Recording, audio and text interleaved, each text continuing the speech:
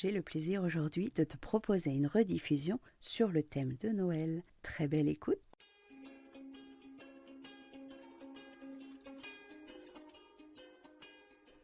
Bonjour, bienvenue sur Les Petits Plus Zen, le podcast pour faciliter et savourer sa vie en famille. Je m'appelle Séverine, je suis facilitatrice en parentalité après avoir été 22 ans professeure des écoles en maternelle REP+.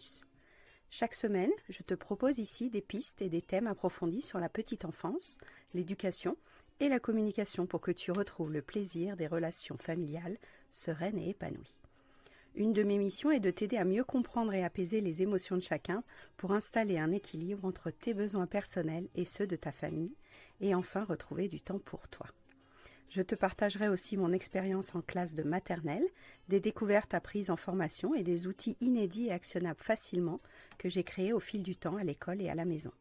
Pour ne manquer aucun épisode, abonne-toi s'il te plaît sur ton application de podcast préférée et participe généreusement à la diffusion de mon travail en laissant un avis et une note de 5 étoiles. Pour plus de contenu, d'inspiration et de motivation, retrouve-moi aussi sur Instagram, Facebook et Clubhouse sous le nom Les Petits Plus Zen. Sur ce, je te souhaite une belle écoute.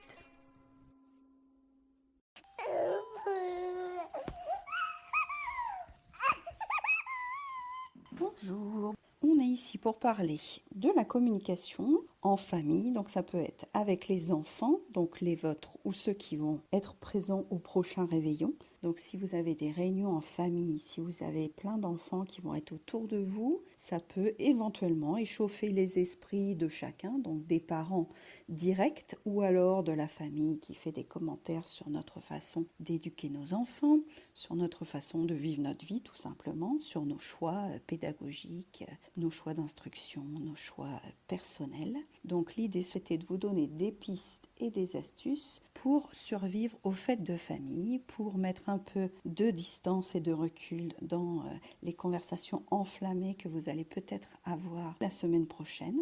Donc l'intention est de vous donner vraiment des clés que vous puissiez emporter quand ça chauffera en famille ou entre amis. Le principe est que quand on se rejoint, on ne se voit pas forcément toute l'année, il peut y avoir des mises à jour nécessaires, des notions. Donc ça peut créer un peu de joie, ça peut créer un peu d'émulation de se rencontrer. Et puis quand tout le monde partage un peu des morceaux de sa vie, avec un peu d'alcool, avec un peu de débordement, de fatigue, de stress, de bruit, il y a souvent une conversation qui commence à déraper, il y a souvent une conversation qui commence à nous embêter, à nous déranger, à nous gratter. Donc l'idée c'est de voir comment est-ce qu'on peut désamorcer cette conversation, comment est-ce qu'on peut avoir des outils pour que la personne en face de nous arrête de déclencher un feu d'émotion, un feu de notre cheminée des émotions et qu'on puisse la considérer juste comme un élément qui ne va pas mettre en péril la soirée, qui ne va pas mettre en danger l'harmonie de la semaine. Donc de prendre un peu de recul sur cette conversation-là. Un des premiers éléments que je vais vous partager, c'est l'idée que vous savez qui sera là à cette soirée, vous savez qui sera là ce jour-là. Donc en fonction de la personnalité des gens que vous allez rencontrer, vous avez déjà des informations sur leurs goûts, leurs attentes et leurs habitudes. Ces gens-là, parfois vous avez même des choses en dette avec eux, vous avez déjà des conflits qui ne sont pas soldés avec eux, donc vous pouvez vous créer une sorte de bingo un peu des probabilités de dérapage. Ça veut dire, si vous êtes une maman qui allaite, probablement à un moment donné, quelqu'un va vous faire une remarque là-dessus. Si vous êtes en train de vous reconvertir, vous allez probablement avoir une réponse sur votre conversion. Et si vous avez plusieurs enfants, plus que, moins que, il va sûrement y avoir un moment où ils vont vous faire des commentaires sur votre façon d'élever les enfants. Après, ça peut même être des remarques sur le physique, sur votre menu, sur votre déco, sur le choix que vous avez eu de faire tel ou tel cadeau, sur les problématiques de l'actualité, le vaccin, la politique, la religion, les choix de chacun pour les prochaines élections et tout. Donc ça, si vous connaissez les gens, vous vous attendez un petit peu à ce qu'il y ait tel ou tel élément qui entre en ligne de compte. Vous pouvez vous préparer à vous dire, en fonction de mes valeurs, en fonction de mes choix personnels, je peux être assurée que ces choix me regardent, qu'ils n'ont rien à dire dessus, et que dans ces conditions-là, même s'ils n'étaient pas d'accord avec mes choix, même s'ils n'étaient pas d'accord avec ce que je dis ou ce que je fais, je vis ma vie comme je veux et je n'ai pas à plaire à tout le monde, je n'ai pas à être ce que les gens attendent de moi, ce que les gens veulent de moi. Donc ça, c'est un premier élément, c'est de se dire, quoi qu'il arrive à cette soirée-là, quoi qu'il arrive à cette réunion de famille, quoi qu'il arrive à cette rencontre, que ce soit de la famille ou des amis, ça ne remet pas forcément en question mes choix, mes valeurs, ma vision de ma vie. Maintenant, ça reste compliqué d'organiser ça, puisque les personnes sont parfois excessives dans leurs paroles, sont parfois un peu directes dans leur formulation. Ça peut être un peu maladroit quand on critique votre façon d'élever vos enfants. De prime abord, ça ne fait pas plaisir. De prime abord, on aimerait peut-être un peu d'empathie, de douceur, de considération. Donc l'idée, maintenant, dans les prochains outils, c'est de vous donner des pistes sur comment accueillir les remarques que vous interprétez comme des critiques, que vous interprétez comme des attaques et que vous interprétez comme des choses qui ne vont pas vous rendre service ou qui ne vont pas vous faire plaisir. Donc le premier outil que je voulais vous proposer, c'est de voir la personne en face, cette personne qui va vous dire ça, comme une personne qui elle-même a des valeurs, des idées et des besoins. Cette personne-là, elle n'a bien sûr pas la même vie que vous, elle n'a pas bien sûr les mêmes choix que vous, sinon elle ne serait pas dans l'opposition, et elle-même essaye de nourrir ses valeurs et ses besoins comme elle peut. Donc à ce moment-là, quand elle critique votre manière de faire votre conversion, quand elle critique votre manière de vous habiller ou d'avoir choisi ce cadeau-là, finalement, c'est ce qu'elle ressent, elle, de frustration.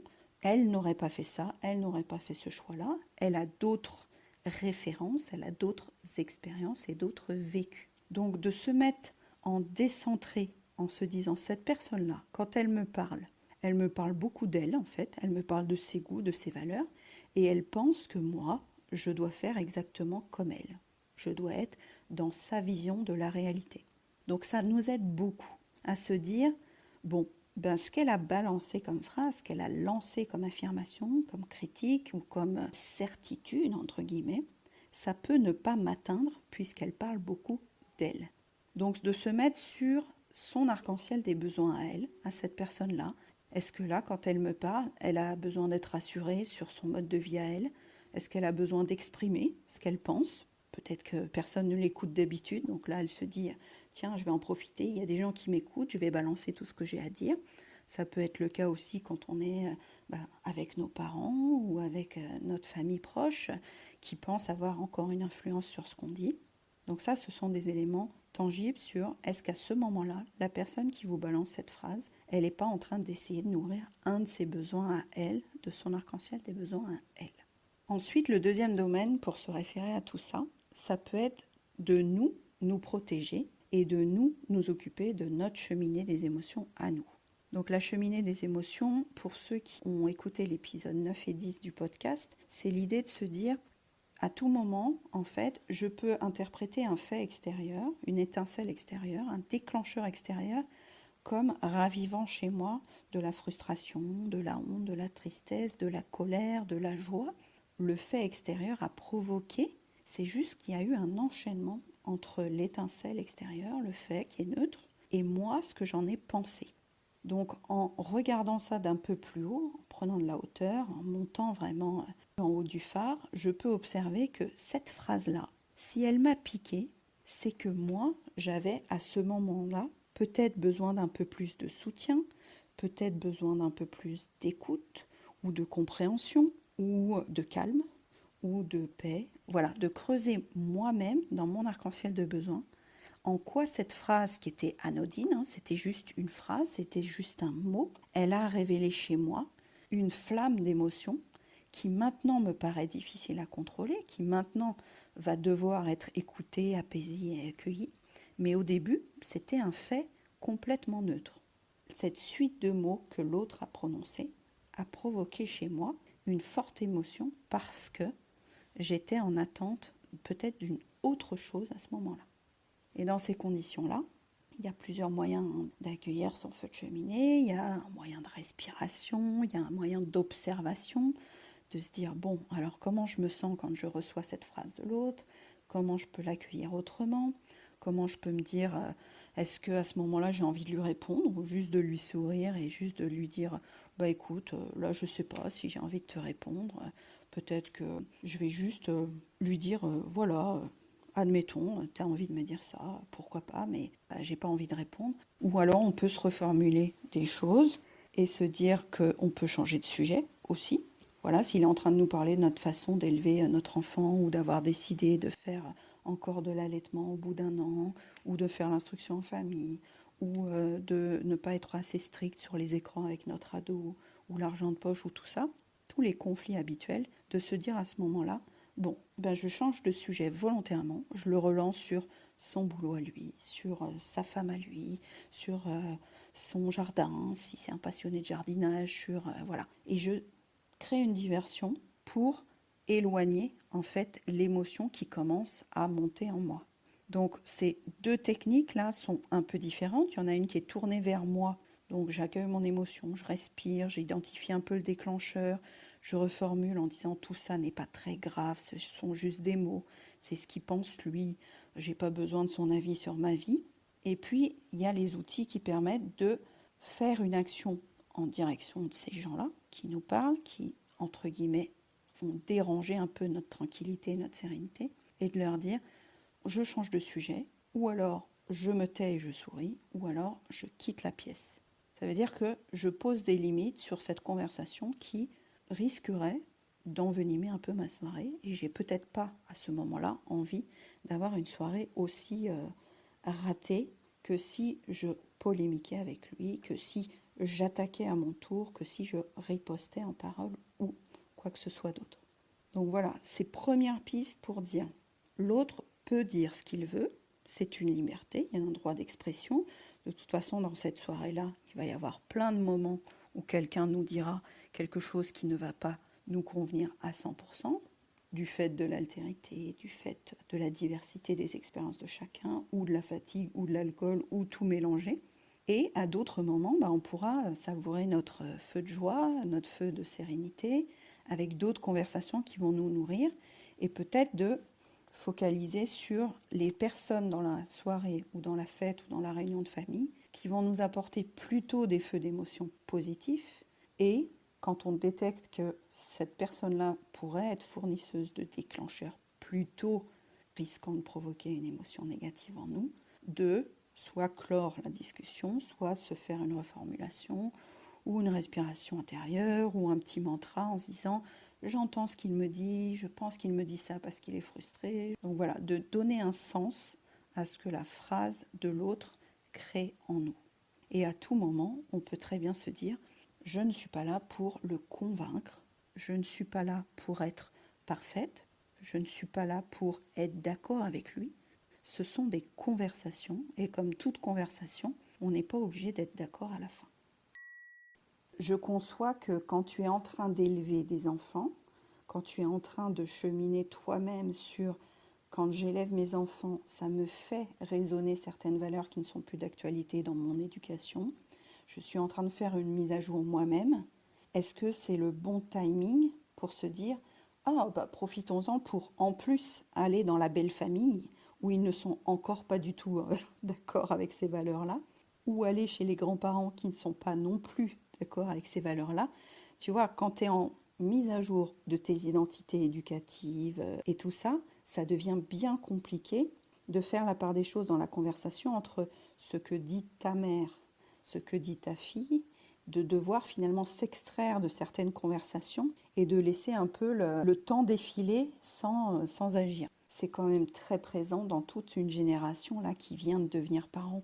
À ce moment-là, tu te dis à la fois je comprends que mes parents n'avaient pas tous les outils pour m'élever comme moi j'ai envie d'élever mes enfants, mais à la fois la discussion est-elle possible en dehors de cette colère qui n'est pas encore complètement assumée? Tu vois, il y a beaucoup de mamans qui me disent, des fois ça me met en colère d'entendre ma mère dire c'est comme ça et pas autrement. J'avais réalisé que parfois, quand j'étais avec ma grande et avec ma petite dans la même pièce que ma mère, je me demandais quel était l'âge que j'avais actuellement. Est-ce que j'étais la mère de mes filles ou est-ce que j'étais juste la fille de ma mère? Et des fois, les pistes se brouillaient parce que je réagissais par habitude avec ma mère, alors que normalement l'habitude devrait être passée, que mon identité ait changé depuis que j'ai moi-même des filles d'âge très différents en plus. Et que dans la pièce, il y avait plusieurs ombres, plusieurs facettes. Ma maman actuelle, il y avait l'ancienne maman que j'ai vécue quand moi j'étais ado, l'ancienne maman que j'ai vécue quand j'étais petite. Donc déjà, ces facettes-là, elles sont déjà 4 ou 5, plus moi à différents âges, plus mon ado qui commence à se rebeller à différents âges, et la petite qui, elle, très fraîche, vit en toute impunité, jovialité, spontanéité, et qui ne se rend pas compte de tout ça. Et dans la pièce, je trouve qu'il y avait beaucoup de monde et beaucoup de facettes. Donc en plus, au moment où on avait fait ces choix-là, peut-être que les autres n'avaient pas suivi pourquoi on les avait faits, qu'on ne les avait pas tenus au courant, et qui réalisent que ces choix-là avaient une origine et un historique dont ils n'ont pas toutes les pièces, en fait, pour pouvoir correctement analyser, commenter ou même nous donner leur avis sur nos choix. Tu viens creuser en quoi ça résonne pour toi avant de lui répondre. Comment tu vas lui répondre? Quels sont les choix de mots? Puis ça permet des fois de voir que si on attend finalement de cette conversation qu'elle nous valide, ou si on attend de cette conversation qu'elle nous apaise, on foire un peu. Et puis c'est un bon modèle aussi de se dire, bah écoute, là je sens que mes limites sont dépassées, donc je vais m'écouter, je te remercie pour cette conversation, puis je vais changer de pièce, de donner une limite ferme, je ne suis pas là pour combler les besoins de cette personne. C'est comme si on ne voulait pas froisser les gens dans la salle et finalement s'écraser dans nos propres besoins. À quel moment on sent vraiment que là, c'est trop? Donc diffusons la paix, j'aime bien cette idée. C'est un peu le propre de la CNV. Un des fondateurs, la Marshall Rosenberg, qui a porté ce concept partout dans le monde, disait à un moment on peut se demander si dans notre communication on a envie d'avoir raison ou si on a envie d'être heureux.